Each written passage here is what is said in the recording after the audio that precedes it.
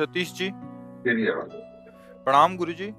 गुरुजी, मेरा मन जीव जंतु पशु पंछियों की सेवा में ही ज्यादा लगता है।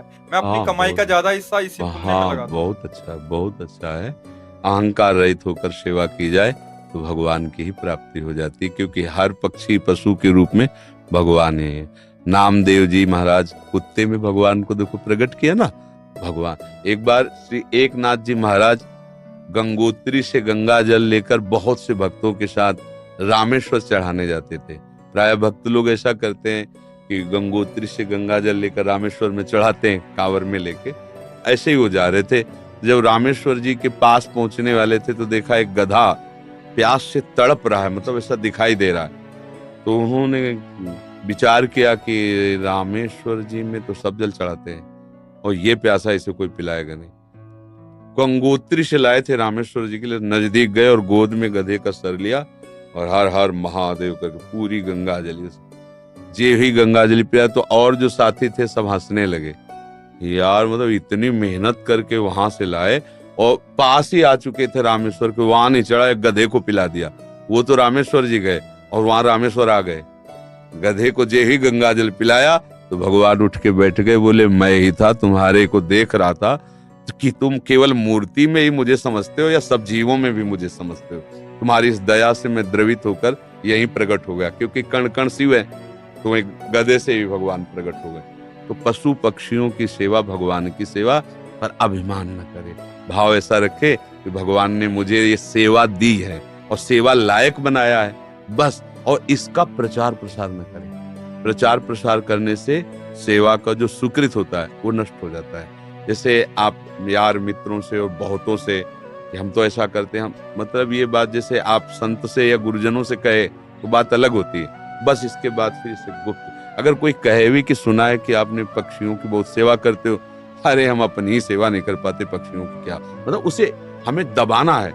हमसे पाप बन जाए तो कह देना है, पुण्य बन जाए तो छुपा लेना है, पर अपने लोग उल्टा करते हैं। पुण्य बनेगा तो पोस्टर छपवा देंगे और पाप बनेगा तो कसम खा लेंगे कि किया ही नहीं है। यही हमारी दुर्गति का कारण बनता है। अगर हमसे कोई गलती हो गई और कोई पूछे आपसे गलती, वहां हो गई, अब दंड मिले जो तो वो नष्ट हो जाएगा। जहां आपने हाँ कहा तो पाप नष्ट हो जाएगा।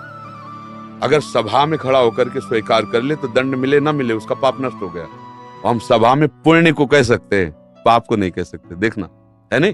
तो अपने इस पुण्य को छुपाओ और पशु पक्षी में भगवत भावना करो। जब उनको दाना डाल रहे हो या फल जो भी जैसे पशु पक्षी हो, तो भाव करो, हे भगवान आप इन सब रूपों, और बढ़िया पुण्य बन जाएगा और बड़ा लाभ मिल जाएगा। हे भगवान आप इन रूपों में आके सेवा स्वीकार, नाथ हम पे प्रसन्न रहो कि हम सदैव आपकी सेवा करते हैं। भक्ति हो गई, इसी से भक्ति हो गई। सब में भगवान के दर्शन की भावना बनने लगेगी, ठीक है। पर कभी गलत धन कमा के सेवा की भावना मत रखना। मान लो चलो 1 लाख रुपए हम गलत करके ले रहे हैं तो 10,000 की सेवा, वो ठीक नहीं है। ईमानदारी से कमाओ, धर्म से कमाओ, और फिर उससे अगर 10 रुपए की भी सेवा करोगे तो बहुत बड़ी सेवा मानी जाएगी। 10 करोड़ सेवा बेईमानी से वो तुम्हारे लिए बिल्कुल बेकार है। और 10 रुपए गरीब की एक रोटी जितना पुण्य देगी ना, राजा का उतना पूरा धन का खजाना नहीं, क्योंकि वो मेहनत से करके, और 4 रोटी में 3 में परिवार चलाया, अपने हिस्से की दे दिया दूसरे को, बहुत बड़ा दान हो गया। तो दान का ये भी स्वरूप समझना है कि गंदे आचरणों द्वारा, बेईमानी द्वारा नहीं, धर्म से कमा करके। एक बार राधा बाबा ने भागवत सुनी, एक ब्राह्मण आते थे, श्रद्धा से सुना। अब दक्षिणा देने की बात आई तो बाबा ने कहा हम तो सन्यासी हैं, क्या दक्षिणा दें।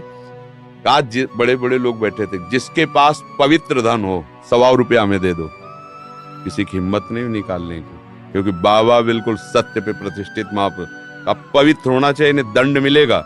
किसी की हिम्मत, एक घास खोदने वाला बगीचे में जो काम करता है दौड़ के आया, बाबा हमारा पवित्र है। वह कैसे तेरा पवित्र? बोले घास खोदता हूँ, मुझे कोई 1,000-2,000 ले मिलते, 100 रुपया तो हम दे देंगे। बोले हाँ तू दे।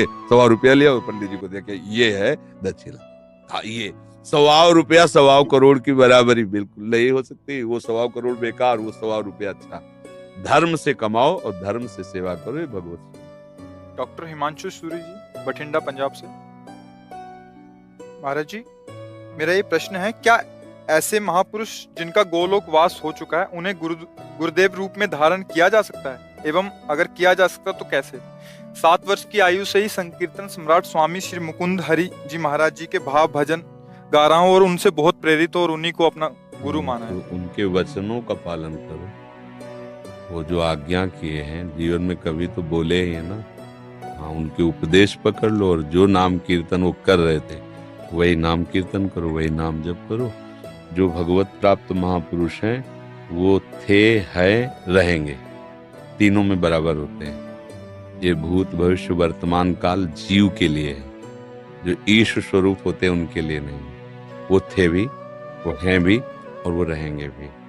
जो महापुरुष हैं किसी को भी, जैसे भाई जी हनुमान प्रसाद पोद्दार जी, राधा बाबा, उड़िया बाबा, हरि बाबा, ये सब महापुरुष थे, हैं और रहेंगे। अब आप तदाकार करो तो उनसे बात भी हो सकती है।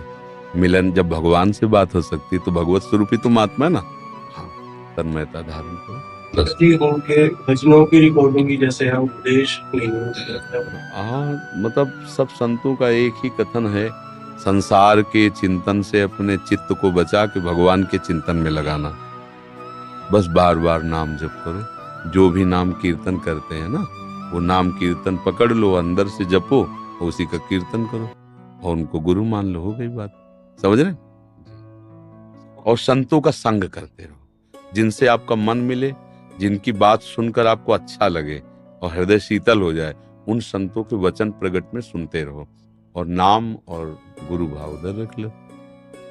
मनोज कुमार दिल्ली से। सतगुरुदेव भगवान, आपके चरणों में कोटि कोटि प्रणाम।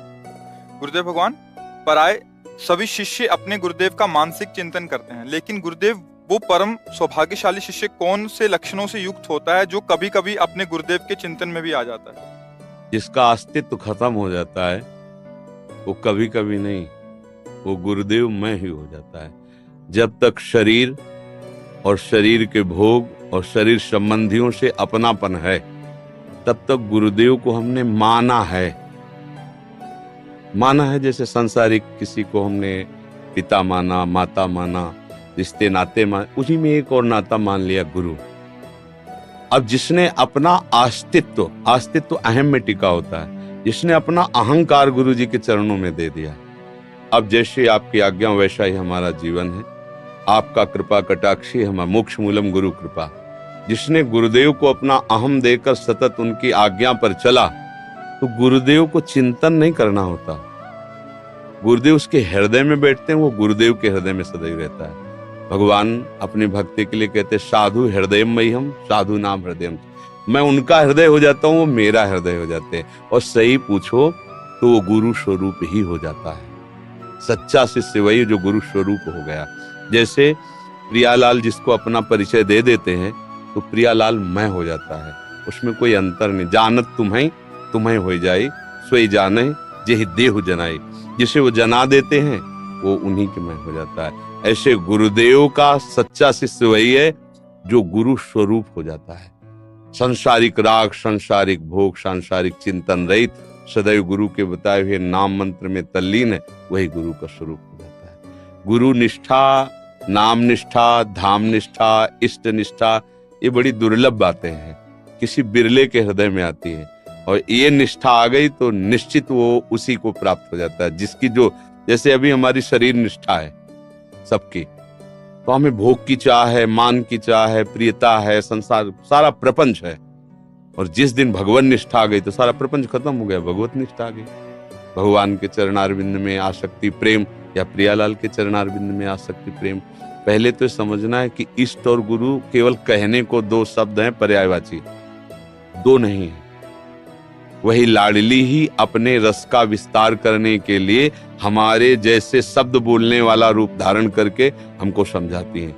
हमारे आचार्य, हमारे गुरुदेव हमारी लाडली ही है, दूसरा कोई नहीं। गुरुदेव ही लाडली है, लाडली ही गुरुदेव है, दूसरा कोई उनको कौन जान सकता है, वही जान सकते हैं। तो वही आके अपना परिचय देते हैं आचार्य रूप में, गुरु रूप में, भगवत प्रेमी महात्माओं के रूप में। देखने को ढांचा पंच भौतिक होता है, अंदर हृदय सिंहासन पर युगल सरकार विराजमान होते हैं, वही अपना विस्तार करते रहते हैं। समझ में आ रहा है ना?